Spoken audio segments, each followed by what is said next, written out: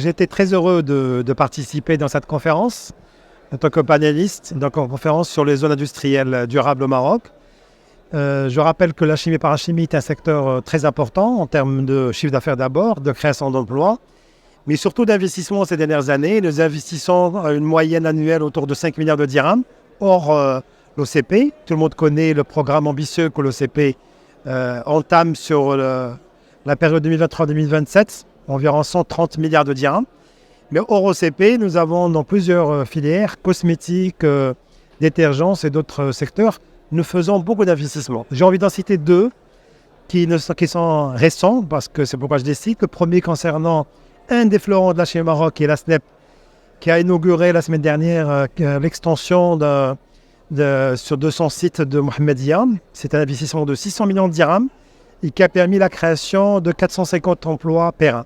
Mais aussi, j'ai envie de citer en parallèle, pour montrer que la PMI est importante pour nous dans la fédération, une petite moyenne entreprise dans la cosmétique qui s'installe dans la région de Bimelen. Donc, on est loin de la zone traditionnelle Casablanca et Jadida, qui investit dans la cosmétique, quelque chose comme 60 millions de dirhams. Mais la chimie, c'est un avenir prometteur d'investissement, plusieurs milliards, d'abord dans les filières traditionnelles, mais surtout dans deux filières qui vont demain devenir des métiers mondiaux du Maroc. Le premier, c'est les Gigafactories. Tout le monde connaît certains investissements qui sont aujourd'hui annoncés dans la presse, mais il y en a d'autres qui sont en préparation.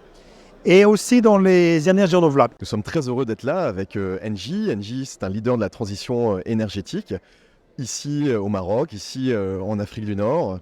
L'enjeu pour Engie, c'est de décarboner, d'aider à la décarbonation du secteur industriel. C'est pour ça que nous sommes là aujourd'hui au sein d'acteurs qui développent des zones industrielles de plus en plus durables, de plus en plus inclusives.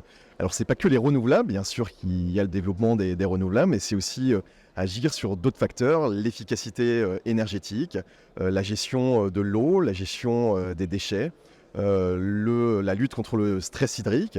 C'est pour ça qu'Engie est aussi leader en matière de dessalement.